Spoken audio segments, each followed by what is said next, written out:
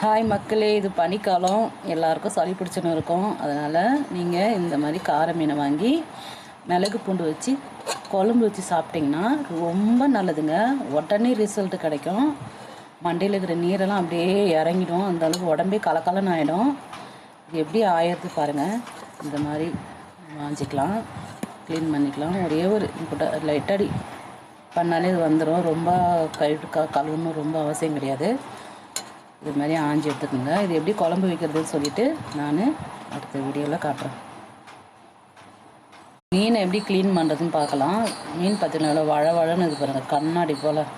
இதான் ஃப்ரெஷ்ஷான மீன், சூப்பராக இருக்குது. வழிக்கு ஓடும் மீன், அந்த அளவுக்கு இது நல்ல மீன். இது ஃப்ரெஷ்ஷான மீன். இந்த 2 சைடு கட் பண்ணிக்கலாம். இந்த வயிற்று பகுதி கட் பண்ணிக்கலாம்.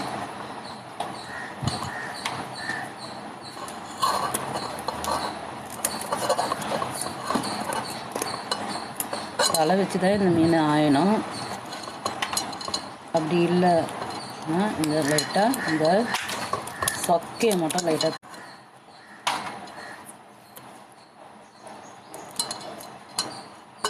எல்லா மீனும் ஆஞ்சிட்டோம்.